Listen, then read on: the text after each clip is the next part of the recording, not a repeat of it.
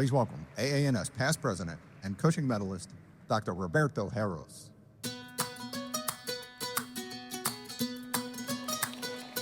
Good morning. Good morning. Well, first of all, I want to thank Jacques Morcos for the great privilege of introducing him. It's really one of the greatest honors of my life. I'll begin by introducing to you his family, because Jacques, above anything else, is a family man. His lovely family, they're all here: Christina, Fiona, Isabella, and John. We appreciate your being here. Welcome. Well, it all began with his parents. Jacques' father was John, if I can pronounce that right, and he was a manager of a large hotel complexes in Beirut. His mother, Lodi, is 93, and unfortunately she couldn't be here because of her health, but I know that she's here in spirit, and she's very, very proud of Jacques. Now, Fiona, I wanted to make sure I show this picture of you so you could see that Jacques was already a very sexy young man at age 10. He didn't have a mustache yet, but he grew it soon thereafter. Jacques went to the prestigious medical school of the American University in Beirut. And I show this picture because to go to medical school, Jacques had to cross this infamous green line, which was a separation between the Muslim and the Christian parts of Beirut. I'm told that he frequently had to dodge bullets to go to medical school on a daily basis, and we're grateful that he did so successfully. He graduated, of course, first in his medical school class, and on the basis of that record, he had the good fortune of spending 3.5 years in London with Professor Alan Croker, and we're very, very pleased to welcome Professor Croker and his wife, Caroline. They're here with us, right here on the second row. Thank you for coming, Alan. Well, the best thing that happened to him, I'm sorry, Alan, it wasn't to be with you. The best thing that happened to him is to meet Fiona. Beautiful Fiona. She was then charge nurse at Queen's Square. Well, when I moved to the University of Minnesota as chairman, I had to fire 2 residents in quick sequence. And Jacques heard that I had an opening, so he called me and to see if he could come and do a residency with me. And on the basis of Professor Croker telling me that he was the best registrar he'd ever had, I offered him a job on the telephone, which I'm extremely pleased that he accepted. Now, I also had to thank you, Alan, because when you sent him to Minnesota, you sent him already fully toilet trained, so I didn't have to change his diapers when he came to Minnesota. They had a beautiful wedding in London. And it quickly became apparent to me that Jacques was really overtrained. So for the last year of his residency, I sent him to spend time with Drs. Day and Rotten, and then 6 months with Dr. Spetzler. Now, Jacques tells me that he learned more from Robert in 6 months than he had learned from me in 4 years, which I'm sure is truth, but it didn't make me feel very good. But in spite of that, when I was recruited to Miami, the first item on my recruitment wishes was to bring Jacques with me. And boy, am I glad I did. You know, he's gone on to develop a spectacular career in Miami, as you all know. And during his time in Miami, our roles reversed, and I became the student, and Jacques became my teacher. On the basis of all his success in Miami, he got the summit of his life, essentially, chairmanship at the University of Texas in Houston. And I am told, and this is serious, that he had the most generous recruitment package of any neurosurgeon ever. I won't tell you how much it was because it'll make some of you feel very bad. Now, you know, Jacques has been president or chair of many national and international societies. He won the Arthur Diesel FAANS Prize for the highest score in all of Great Britain in the written exam of the Royal College of Surgeons. He won the Peyton Society Award when he was arrested for the best score in the written boards, neurosurgical boards. And I know that that score was the highest in the country because it was 100%. Well, what makes Jack so special? This guy has unbelievable stamina. I've never seen Jack tired. I remember one time he's flying from the Far East and getting to Miami early in the morning and then going to the operating room and doing 3 complex cases that day and 12 more difficult cases during the rest of the week. Unbelievable equanimity. You just can't get Jack rattled no matter what happens. I remember one time he was separating the facial nerve from a large acoustic neuroma. And his fellow was exposing the superficial temporal artery in another room. And of course, I got nervous. And I went to tell Jack as he was under the microscope, Jack, they're almost ready for you in the other room. And I remember he said, "Don't worry, Roberto, everything will be fine. Timing will be perfect." And that's sort of Jack. He's a real Renaissance man, the ultimate Renaissance man. You can talk to Jack about history, literature, art, music, and you may not know that he's also quite a poet. And you may see a little sampling of that, perhaps, in his talk. His surgical master is legendary, and I remember people coming to Miami from all over, and I would ask them, "Would you like to watch me operate?" And they said, "Well, no, Dr. Harris, we just want to have a cup of coffee with you, but we really came to watch Jacques Morcos operate." Now, what makes him, above anything else, so special is his profound humanity, which has made him one of the most beloved neurosurgeons with hundreds of friends throughout the world. It is my distinct pleasure to introduce to you my best friend, my brother, and your president, Dr. Jacques Morcos.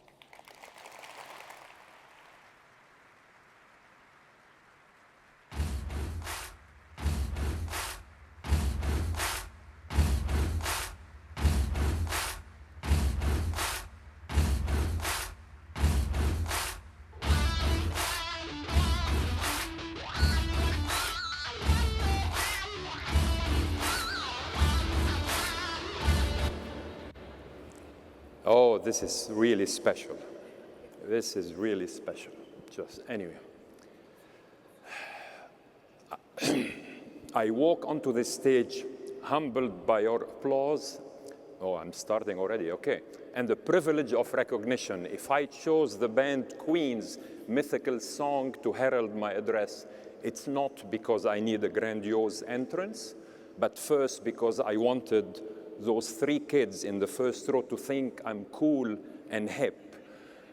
And second, because, of course, neurosurgery is the queen of the surgical disciplines.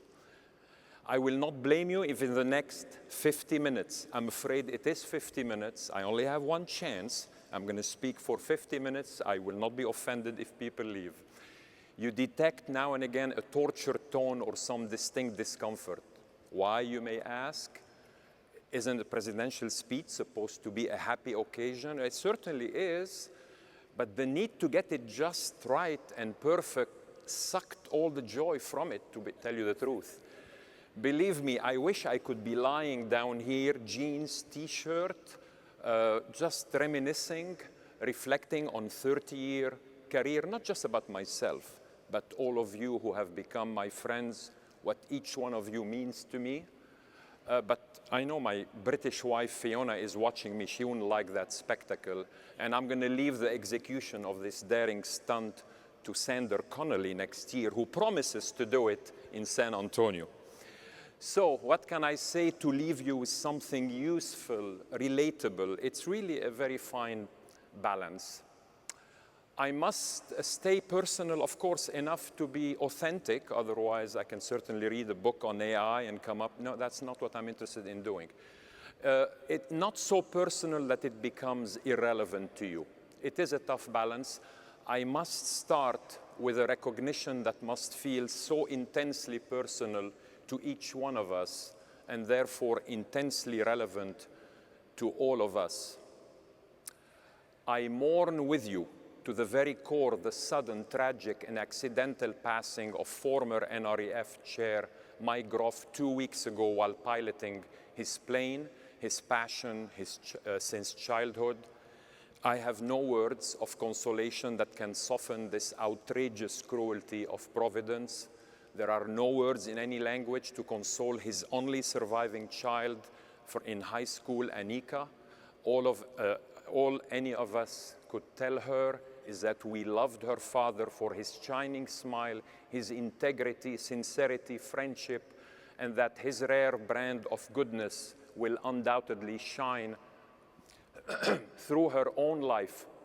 He was a personal friend to me, to many here, in and out of the spine world. The Joint Spine Section is organizing further tributes in his memory. I also take this opportunity to pay tribute to all the neurosurgeons and AANS members who have passed on this past year. I please ask you to stand up, let them know you care by putting your hand on your heart and observing a moment of silence.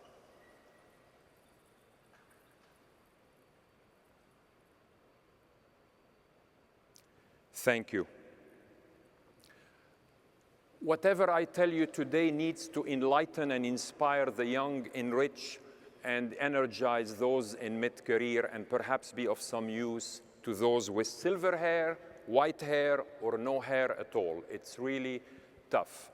I'd much rather be talking about easier topics: existential need for continued innovation and research funding in neurosurgery, which is of course in crisis, AI, restructuring residencies, 3+3+1, which is a model I think should be happening, bypass surgery, endonasal endoscopy. Maybe another time we'll talk about those things. Those are part of the craft and structure of neurosurgery. I have higher ambitions for us today. I really want to talk to you about its soul, and Azma Khan just set the stage of what soul means for us. But talking about a beautiful soul, let me start first by thanking this Cuban-American hero who preceded me on stage, Roberto Heros, to the tune of the Cuban patriotic song Guantanamera. It's true, he's known me for 35 years and still has not figured out that my name is pronounced Jacques, not Jack. Yet I do owe him a thing or two for what he has done for me. I have honored him plenty over the years. Many of you have been to symposia. I've written essays, poems. Heck, I have changed his youngest son's, Carlos, diapers when I was his resident in the 1990s. Of course, resident unions did not exist then, and resident abuse was rampant, as you can see. So for today, I will simply let you read the final paragraph, because I do get choked up myself when I read what I've written about him every single time. This is published in the, this is the last paragraph, what I've written about him in the Senior Society.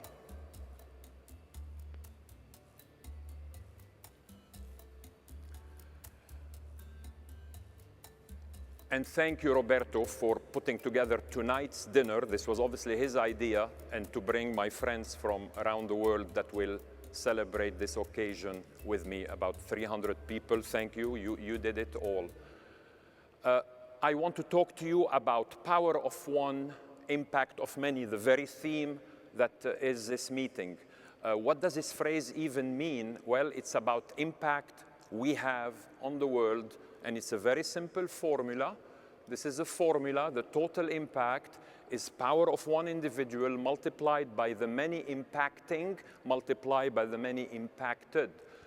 So let's start with power, and then we'll go to one, we'll go to impact, we'll go to many. And after that, I will conclude with two epilogues. Power in the context of neurosurgical vocation really refers to character. Character is often the child of suffering. Khalil Gibran, my favorite writer, of course, said it best: out of suffering have emerged the strongest souls. The most massive characters are seared in scars. This room and my memory are filled with men and women of true character who also know where to find it in others. I don't know about you, but during neurosurgical match season, in choosing the next residents to train, I look for the applicant who has proven herself, who has braved obstacles and overcome. I love seeing the phoenix rising from the ashes. I even prefer the ones that have lost a few feathers along the way. Those are the ones that later soar the highest in spite of their damaged wings, as they have no interest in admiring their own plumage in the reflecting water below. Those are the people I want to train. I am partial to the surgeon who has been burnt rather than the one who has never seen fire. Invictus by Henley is one of my favorite poems. This most moving and rebellious lyric was remarkably written by a 17-year-old boy at the time, Henley. Misery is indeed an equal opportunity evildoer. I am deeply drawn to those who, like Henley, carry their heads bloodied but unbowed. For they do become masters of their fate and captains of their souls, hence their power. Character also implies tolerance and the embrace of differences. If two people think the same, then one of them is really not needed. Vive la différence, as they say in French. Celebrating diversity today is fashionable, but if done out of politeness or political correctness, that's not character, that's convenience, that's insincerity. The surgeon who had grown up as a child embracing and marveling at the biological diversity of the human mosaic around them simply makes a better physician. Why? Because she would have learned that staying open-minded lets her see a larger world of possibilities. She would not be prejudiced by her patient's appearance, or creed, or socioeconomic status, or temperament. She will consider a wider differential diagnosis. She will smile to her patient and actually mean it.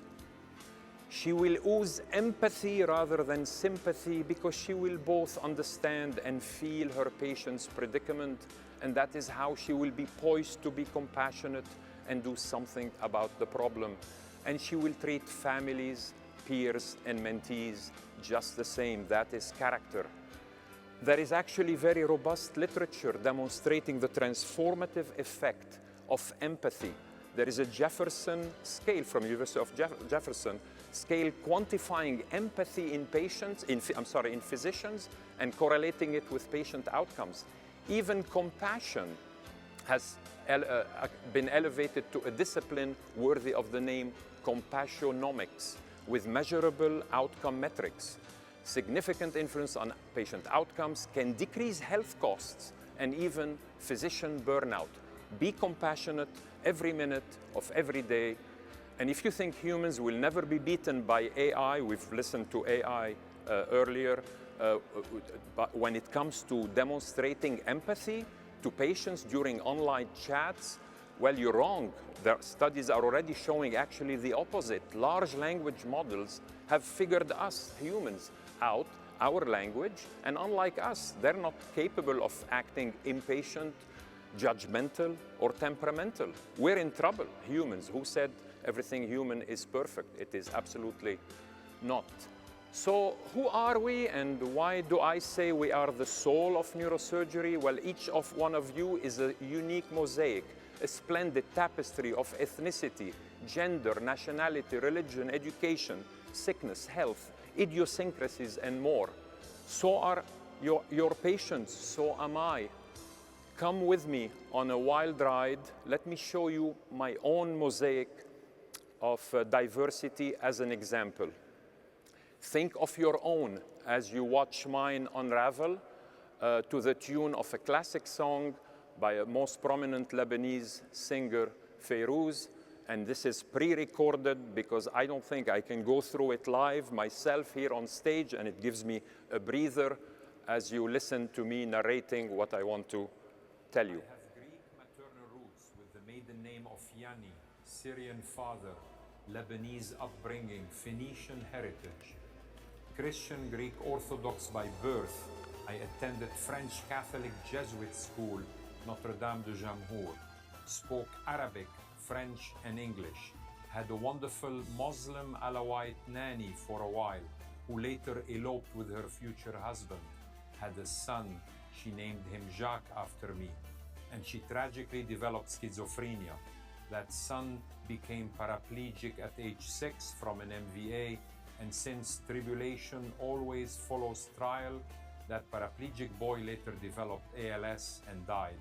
My childhood friend and neighbor growing up was secretly gay, grew up persecuted in the intolerant Lebanese culture of the 1970s, and is currently mentally incapacitated by paranoia and severe depression. I attended college and medical school at the American University in Beirut, was taught by US professors, had friends and classmates of every religion, Maronite, Catholic, Sunni, Shiite, Druze, and Jewish. Outside the classroom, civil war raged in Lebanon for 15 years, with shifting alliances involving Lebanese, Syrians, Palestinians, and Israel, pitting Maronites, Catholics, Sunnis, Shiites, Druze, and Jews in a mindless war fought between factions, but also often within factions by misguided men led by puppet warlords. It was chaos within chaos, as absurd as it was cruel, as pointless as it was deadly. I grew up as a teenager watching half-dead but still conscious young bodies roped by the ankles like in rodeos and brutally dragged in the streets of Beirut behind cars driven by indoctrinated 18-year-old militia fighters of a different persuasion. I lost numerous high school friends to snipers or massacres. I was briefly kidnapped as a pre-med student in 1980 by militiamen at gunpoint on the Green Line because of my religion, but released to live another day because of my Syrian place of birth. All the others who were detained like me were killed later that day. On that day, you could say I was fortunate that in this twilight zone of the absurd, in this ludicrous game of balancing arbitrary virtues against arbitrary sins, my captor concluded that my being born half Syrian trumped and made up for my being born a Christian, neither of which, of course, were choices of my free will. Identity politics saved my life that day. The militia fighter allowed me to live, and I was not about to debate him on logic when his idiocy was my salvation. I lost my father at 22, and how can I forget 6 weeks later the horrific terrorist attack against the US Marine station near Beirut Airport on Sunday, October 23, 1983, with a devastating loss of 241 Marines and 112 injured from the 32nd Marine Amphibious Unit. How can I forget my most impactful encounter that day as a medical student trying to assist one of those injured Marines lying on a stretcher on the street outside our emergency room. But more on that later. I also remember Malcolm Kerr, the president of the American University of Beirut and father of Steve Kerr, who is now coach of the Golden State Warriors, being kidnapped on campus and killed by jihadists in 1984.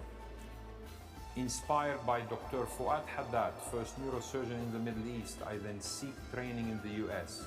My illustrious cousin neurosurgeon Ray Sawaya, 11 years my senior, tried valiantly to help me get into a residency at the University of Cincinnati, where he was at the time.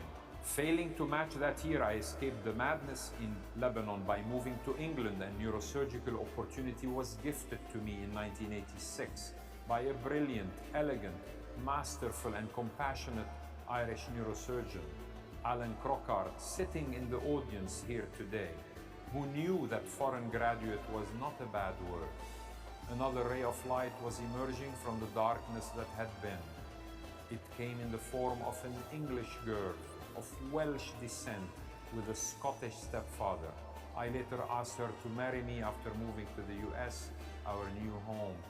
The move to the University of Minnesota was made possible by a Cuban American, rebel both in war and in peace, the hot-blooded Roberto Heros, who later sends me off to do fellowships with a Southern man from Louisiana at the University of Florida, Art Day, and a German American at the BNI in the Phoenix Desert, Robert Spetzler.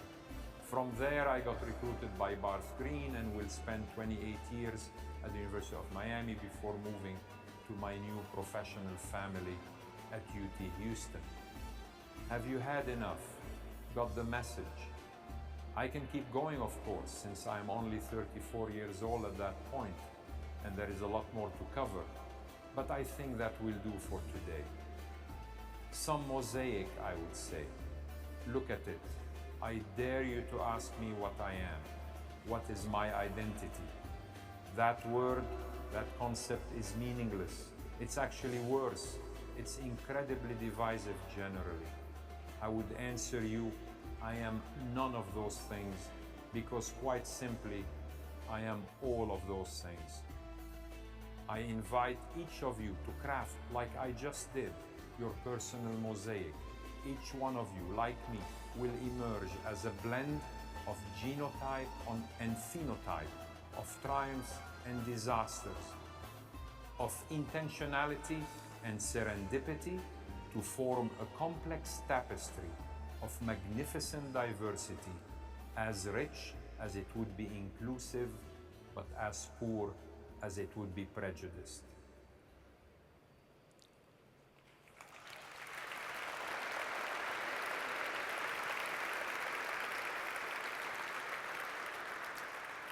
Thank you. I left Lebanon, a country of war where fools and criminals massacred the helpless on the basis of the least visible label they carried, their birth religion printed on an ID. I entered the United States, a land of such promise where not too long ago, other types of fools and criminals were lynching the helpless on the basis of the most visible label they carried, the color of their skin. Lynching, of course, has ceased here decades ago, in large part because a righteous man had a powerful dream in the 60s. But in this great land of ours, still the greatest melting pot there is, a different noose of intolerance hangs today at the end of a rope I call the rope of irreverence, a rope as suffocating and lethal to civic freedom, human dignity, and social progress as the real one is to a human neck. Furthermore, irreverence and intolerance have now both become colorblind as they extend beyond race and into political and social discourse. There is a civil war of sorts going on in this country over the last several years. I should know, I lived through one. The only difference is that the militia here are of all ages, genders, races, shapes, political affiliations, and identities. They generally lean towards the donkey or the elephant. Their weapons are their words, their launching pads are their computer screens, their battlefields are their social media accounts and TV programs, their flags are their handles, and hashtags, their enemies, are whoever is not like them. People seem to have forgotten that humans are mosaics, that our greatness is in our infinitely subtle shades of gray. That's where the interesting stuff is. Yet the casualties of this war are very real. Teenagers are literally dying through cyberbullying, suicide, school shootings, and civility is being murdered on the altar of vicious intolerance from all sides. What are we neurosurgeons, physicians, you say, should we do? Well, we simply cannot let any of this embarrassing spectacle or behavior erode our ranks or sully our discipline. We will take the high road at all times and stay out of what is called politics. Nonetheless, let's face it, politicians are generally the least qualified guardians of morality or societies. Sadly, they often are the worst offenders. So I ask you, who is best qualified to understand and save the heart and soul of our societal construct? Well, let's think about it. The heart is just a pump. So forget the cardiac surgeon. It's a dwindling specialty anyway. The soul, on the other hand, if it resides anywhere, it's up here in our own backyard, the brain. So we are it, friends. And herein lies our moral responsibility to educate our public about the workings and dysfunctions of the brain and discern for them the essence of moral goodness from moral badness. Let us lead our sister medical societies in these denouncements. Neurosurgery, after all, is a queen who must rule like all good queens, with firm benevolence and by example. We may be barely 5,000 neurosurgeons strong in the US and perhaps 70,000 worldwide, but we are, don't you ever forget it, the Spartans of medicine, and there will always be barbarians at the gate. Finally, on power, if I asked you to choose one characteristic that comes to mind that is the hallmark of a neurosurgeon, what would you say? I bet most of you would be tempted to say resilience, that ability to recover from setbacks without loss of performance. Returning to the OR the day after you caused a devastating complication and completing flawlessly an equally difficult operation is resilience. But there is more. Resilience is not enough. There is also grit. Grit is the perseverance and relentlessness over time, the undeterred focus that makes a master out of a novice. Going to the lab day in, day out to perform vessel anastomoses will make an expert out of you. Resilience is bouncing back, grit is bouncing forward. But there is still more. That's not enough. There is anti-fragility. How would you handle unexpected chaos and volatility in your career? If you are able to adapt, come back better and stronger. If what doesn't kill you makes you stronger, you've got anti-fragility. A master neurosurgeon should exhibit all three: resilience, grit, and anti-fragility. More importantly, anti-fragility should be baked within our institutions. When I took over last year, it is an effort to help AANS become more anti-fragile than it was, that I changed the 7 divisions into 4 pillars, into an organizational connectome. That whole organism functions as a unit. I am delighted to have on my side this winning team of professionals at our headquarters, led by Katie and Corey. At the Journal with Gillian and of course Jim Ratka. At the Washington office with Charlotte Pineda. At the NREF with the great work that Adam Arthur and team are doing. At NPA, as you just heard, Mo Biden and his team, spectacular achievements there. The AANS is thriving. Thank you for making this Boston meeting a fantastic success. I am absolutely indebted to Greg, Mike, and their teams for delivering what I'm sure you'll agree is a first-class scientific meeting and incredible attention to details. Special thanks go to James Ball and Roberto Suazo, who personally have helped me immensely this past year in various functions, and to Alison Dye, who is leading an amazing marketing team. And of course, to our local host, Ali Sultan and Linda Sultan, for the passion and dedication. I could not have had a more productive, constructive, collaborative year than working with these two magnificent CNS presidents. I take the opportunity to also congratulate Martina Stipler, President-elect of CNS. If I am the first foreign medical graduate to lead the AANS, she certainly is the first woman and IMG to lead the CNS. Congratulations to her. I look forward to her leadership. I am incredibly indebted to my colleagues from AANS EC, the board of directors. You can see them there. And now, I know you're probably tired and antsy, so we're going to have a mid-speech intermission. You ready? Again, we need a song to get us going on that. And of course, the song I'm going to choose is from Rocky. So, Stand up if you have no regrets about coming to Boston.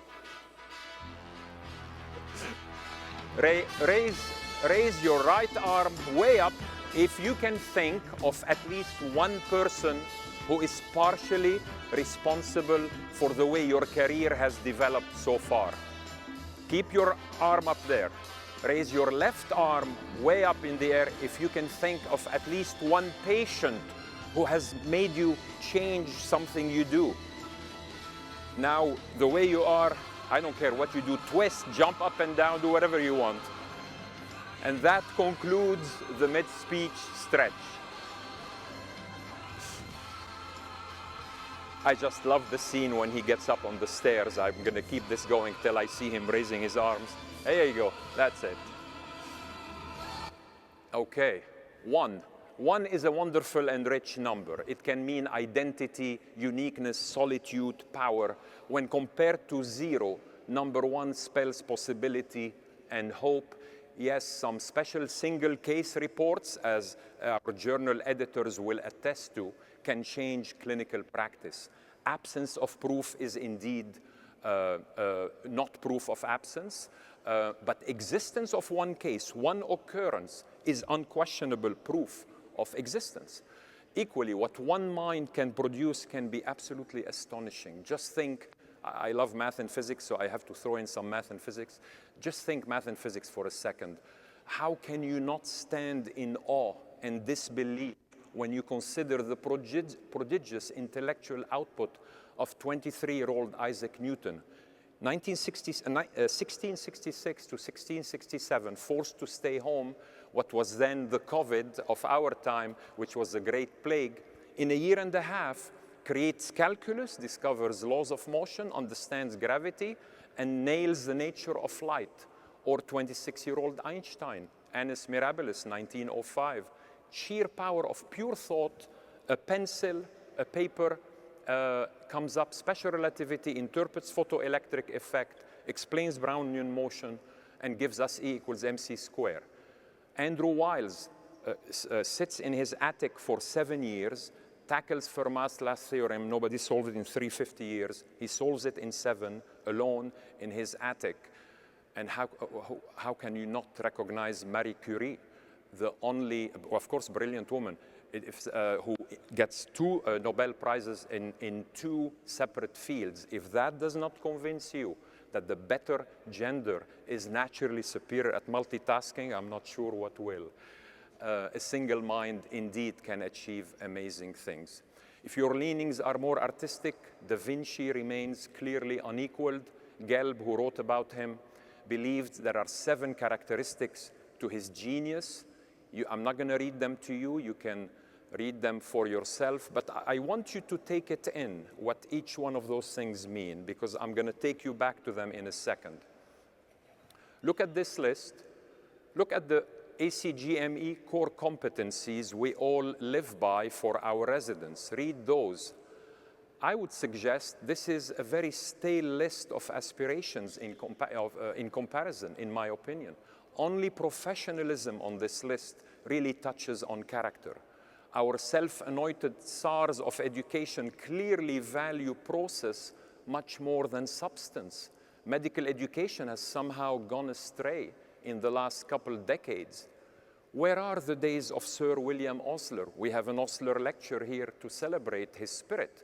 And the essential philosophy of equanimitas, medicine being an art, not a trade, a calling, not a business, requiring equal parts heart and brain.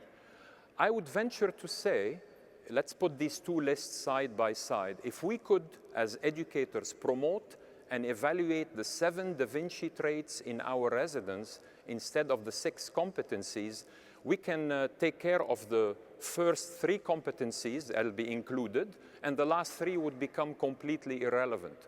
I consider this, please, a call to arms to our medical organizations, a call for change. What does a neurosurgical life look like after completing training? Naturally, many residents we train will aspire to achieve mastery eventually.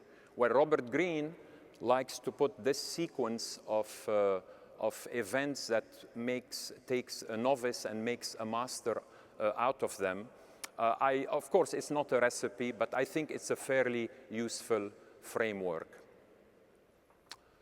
I love this song. It has a slow start and it builds up. Adagio, particularly for strings. Now, even if you achieve neurosurgical mastery, does it imply happiness? Unfortunately, no. Listening to the haunting, mesmerizing beauty of Adagio by Samuel Barber likely puts most of us in the so-called zone. I bet if I could stop talking for a second, let you listen to the music, you'll know what I mean. Mihaly, the celebrated Hungarian psychologist with an unpronounceable last name, has studied this, the concept of the zone equivalent or the so-called flow state in people like us, professionals, who consider themselves happy. That state has 8 characteristics. Again, I'm not going to read them to you, but the one that I particularly love is number 6. You have to match your skills to the challenges. You have to live, to be happy, you have to live in the flow zone, right upper corner of the graph, where you're facing big challenges, but you are equally equipped with big skills to do it. This state enables the implicit mind to take over, improved communication, heightened creativity, and it seems to me, and maybe my functional neurosurgeon colleagues will educate me some more, the dopamine reward circuitry is likely involved. But the ultimate neurosurgical power of one is found in the story of these stubborn pioneers who have faced fierce skepticism, antagonism, ridicule, condemnation for their theories or convictions early on. These are just some examples. Start with Harvey Cushing facing the doubters that neurosurgery can even be safe enough to emerge as a specialty. Wilder Penfield, of direct mapping techniques fame, the neuroscientist didn't believe in cortical localization. Charlie Drake, who you heard earlier about, ventured into the basilar apex, had a horrific mortality. Everybody said terrible, and then with grit, anti-fragility, he triumphed, showed the way. Lars Lexell, revolutionary concept of radiosurgery. Charismatic Peter Genetta. Everybody laughed at him in the 70s for thinking of the neurovascular conflict. Look where we are today. Nick Hopkins, who I will celebrate tomorrow, alone early on among neurosurgeons to have conviction in endovascular. It is said the difference between talent and genius is that talent is hitting a target nobody else can hit. Genius is hitting a target nobody else can see. Those men you see here, they saw, and they saw very early. Impact. A boulder falling in water creates ripples. If you have followed me this past year on X and LinkedIn, I've become an expert at it, putting some energy into energizing some more the AANS. I learned some various tricks. I can talk to you about that another time. You would have seen my monthly installments of the waves of discovery and the ripple effect. The underlying tone and artwork in this meeting are all about this ripple effect. It is what we neurosurgical educators and innovators have always done. We pay it forward. In that vein and theme, you already heard some of those brilliant talks. I've asked those 7 experts to talk about that whole concept in their subspecialties, in the cascade of discoveries. Please do not miss the rest of those presentations. They'll be magnificent. However, I was really guilty of oversimplification. Ripples, as you can see, simply transmit passively the energy of impact. Water molecules in a wave do not even move horizontally. They simply oscillate vertically without changing location. Like those thousands of spectators at a football game doing the wave, nobody's shifting seats, yet the wave travels. All ripples eventually lose energy and die. They die out into stillness. They are not sustainable. As a metaphor for neurosurgical innovation, I submit to you for progress and passing it on to the next generation. It may be very poetic, and I took full advantage by using it, but certainly not accurate. There's a better metaphor for that. It's a domino effect. Line up dominoes one after another, just at the right distance from each other. All you need is a first move, the sequence continues, the dominoes standing begin to fall for as long as there are willing residents to receive the baton from a willing faculty. Unlike cripples, the process is certainly self-sustaining as long as two things happen. First, somebody has spent some potential energy erecting those dominoes at the right locations, at the right distance, preparing the learners with enough potential energy to deliver kinetic energy once activated. This is done by educating the young and giving them an opportunity to be at the right place at the right time, just at arm's length from a willing educator and mentor.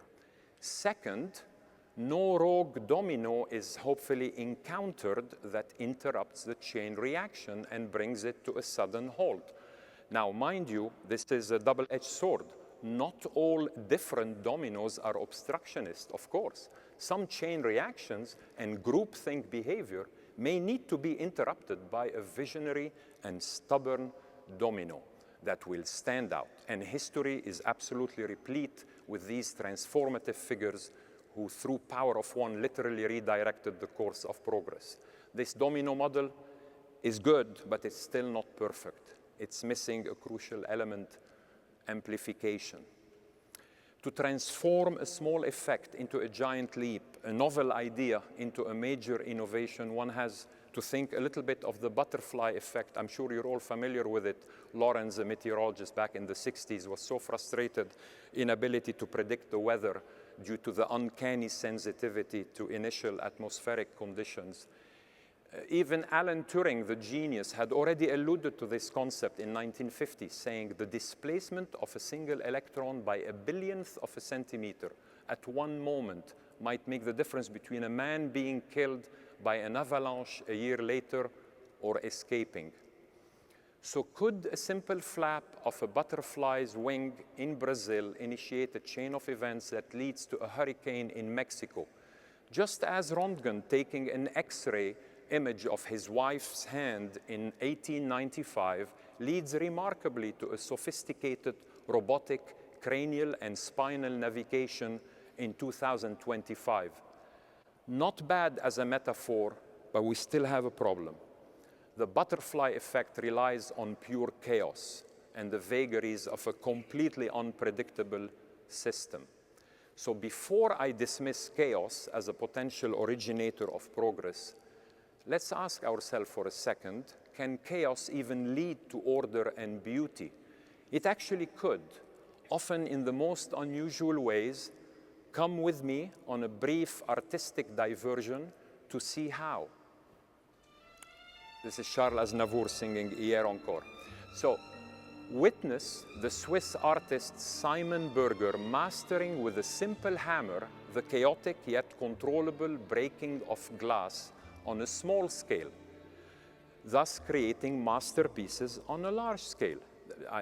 I'm sure it's obvious to you, this is not a Michelangelo liberating the perfect David out of marble by removing the unwanted stone. It's a reverse.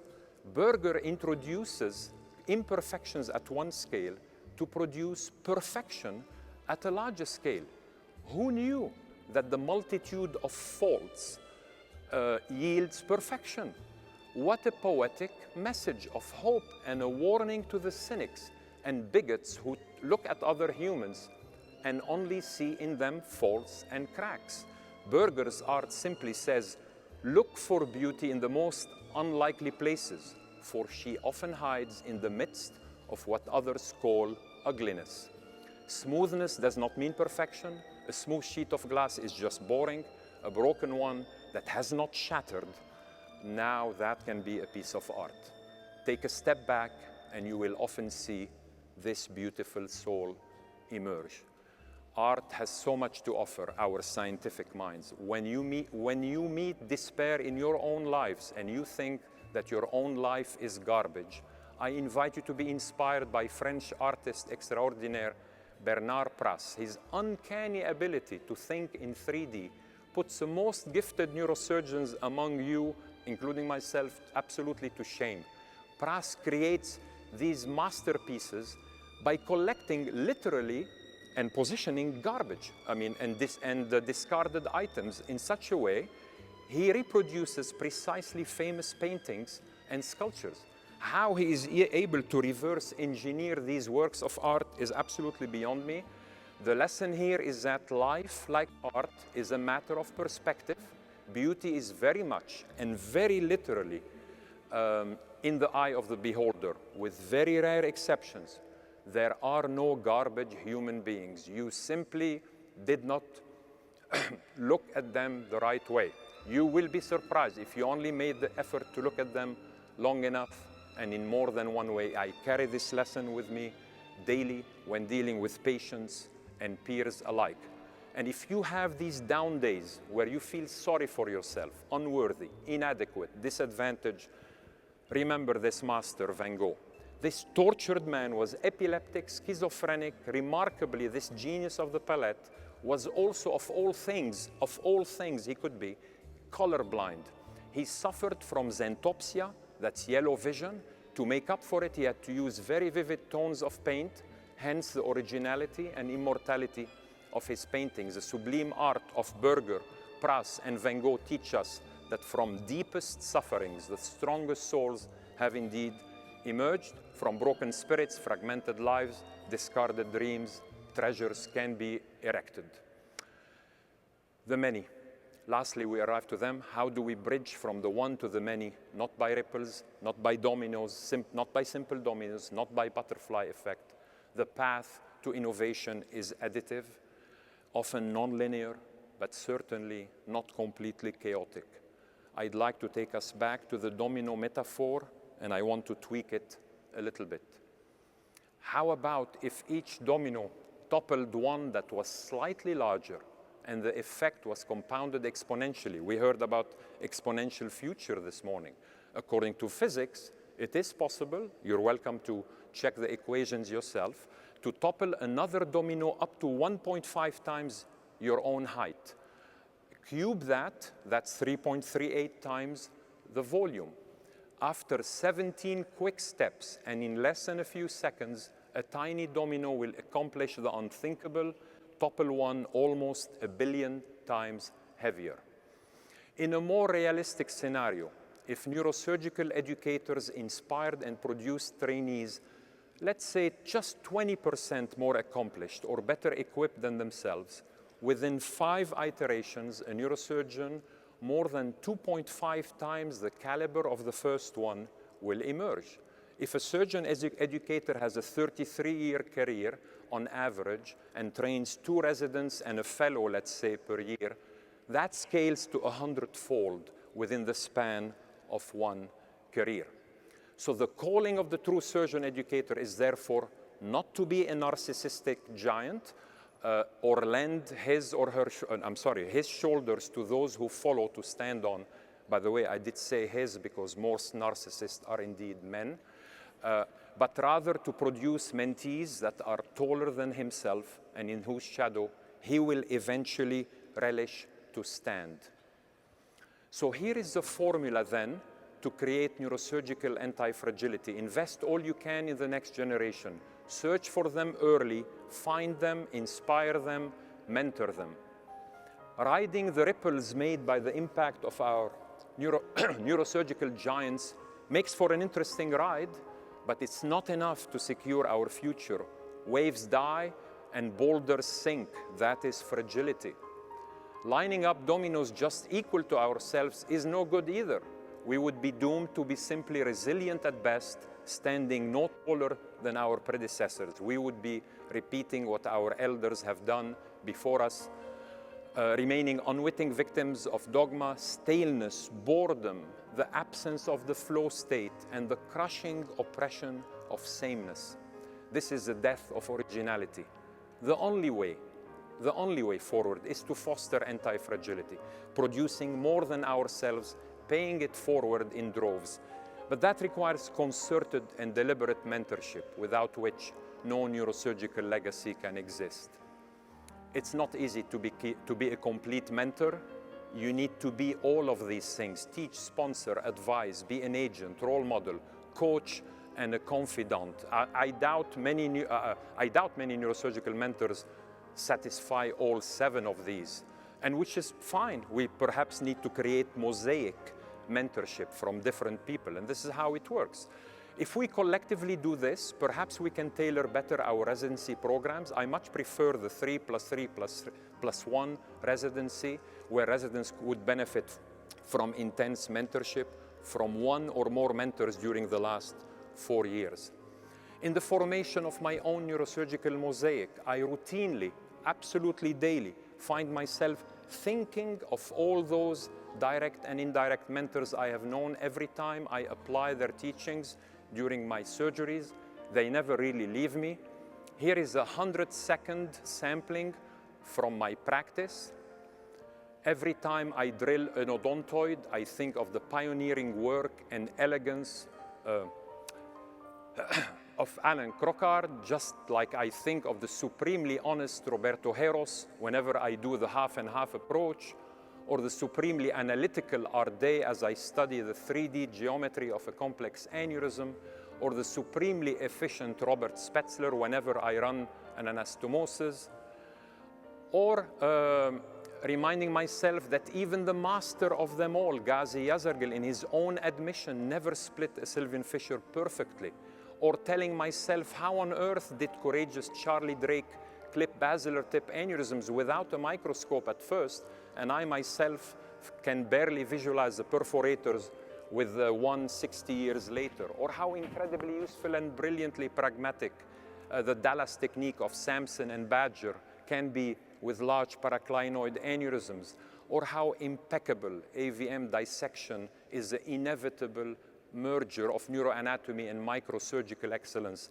as taught by the incomparable anatomist surgeon Evandro de Oliveira, or how supremely efficient Juha Hernisniemi was, and how I always think of him as I perform so-called dirty coagulation of the red devils in the depth of the cone of an AVM, or how incredibly passionate and an educator and incredibly skilled and efficient Majid Sami is every time I develop that perineural plane around an acoustic neuroma, or how I think simultaneously of both Hakuba, originally innovative and inspiring, courageous Vinko Dolink, every time I develop the interdural space in the cavernous sinus, or how I marvel at the ingenuity, originality, and artistry of Fukushima when I utilize keyhole principles, or how the understated Bernard Georges, with whom I have shared many heart-to-heart conversations in French, is often forgotten as the original developer of the far lateral approach, simply because it was published in French, or how tenaciously principled Sam El-Mefti is, absolutely is correct about unless you expose fully behind the sigmoid sinus during petrosal approach, you are missing out on valuable exposure, or how pressure distension of the radial artery prevents vasospasm a la Laligam Shaker. There are many, many more. And of course, there are also some patients have taught me, my colleagues have taught me, the patients I've harmed have taught me. Of course, there are also some accidental teachers who have unwittingly taught me enormously what not to do. I have respectfully omitted them from my list. Neurosurgery is global, and the web of mentorship knows no boundaries. I'm delighted all those continental societies are here in the meeting. Those national societies are here participating. We have a 22% representation among our registrants, a large record. Epilogue 1. Now that I have concluded my address, I have a confession to make.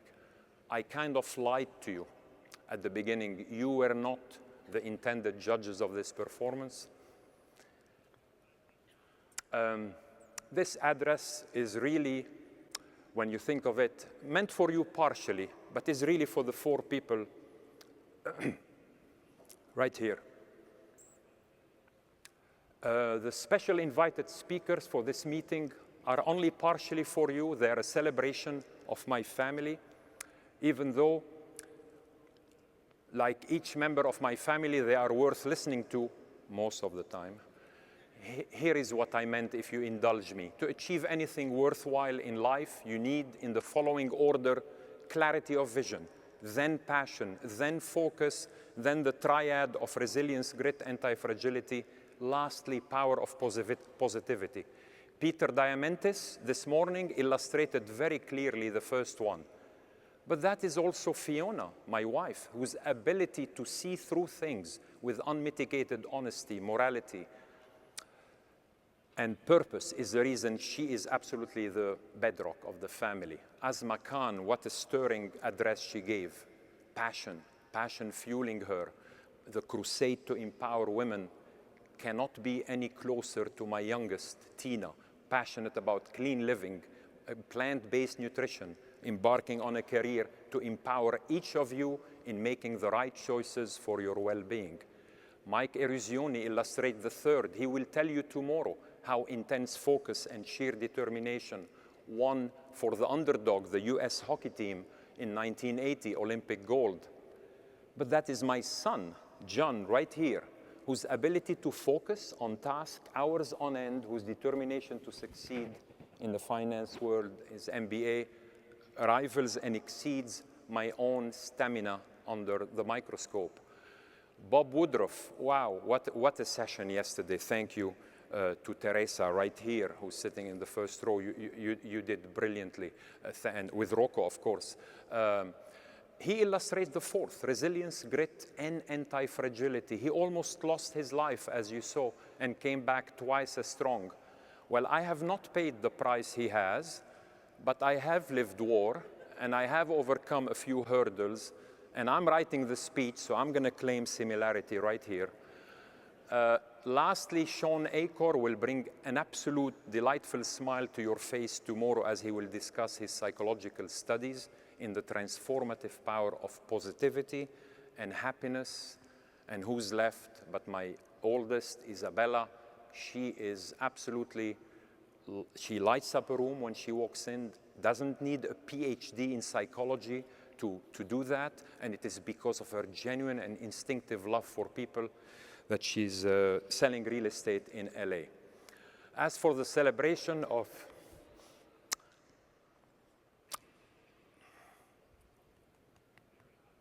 our two humanitarian awardees, Rocco and David,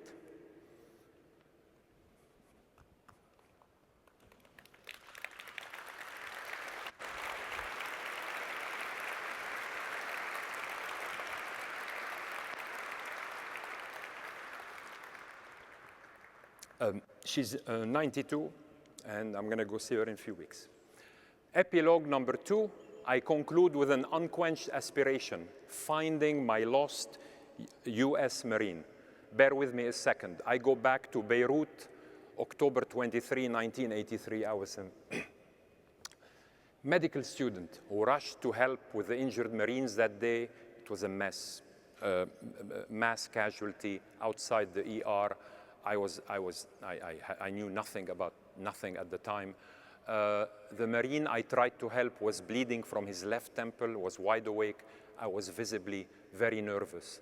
And I put pressure on the wound with an absolutely shaking hand. He noticed, he was awake, looked at me, and in amazing role reversal, this patient comforted the doctor by telling me, "Don't worry, doc, you'll be fine." What a remarkable statement from an injured soldier. I described this most moving experience in 2020 in a JNS article. I don't know what became of him since. I have periodically tried to find him. I obviously don't know his name. I had visions of finding him. I honestly had visions of stopping my speech at this time, go getting him, putting him here, telling him this speech belongs to you. You should finish it. Through the remarkable power of one man, one instant, that's all it took, through immeasurable impact he left on my life, how I look at this amazing country that has been my home for 35 years, how I look at patients and peers. This Black American Marine showed me what true character is, what grit, anti-fragility are, why the country that produced him must be the best there is, should be the best there is, as it can create men of his stature. I have tried finding him. Many have tried helping me on the search in vain, including Ali Sultan and many of his friends. We couldn't. But in a way, I'm almost glad I never found him. By being this unique one, he impacted the many like him. By not finding the one, I will appreciate even more the many. That is true impact. This way and for the rest of my life, every time I encounter a Black American Marine veteran of my generation, I will have to tell him, Semper Fidelis, and thank you for your service. By the way, were you in Beirut in 1983? Then I will lean just a little bit to look at his left temple, just in case. Maybe he has a scar there, a 40-year-old scar, and shaking his hand, if that is the case, will clearly not going to be enough of a greeting. In the spectrum of momentous life experiences, those 6 words that U.S. Marine uttered that day stand today as the second most impactful sentence I heard in my life. You probably want to know the most impactful one, don't you? Well, it's just 2 words, 3 letters.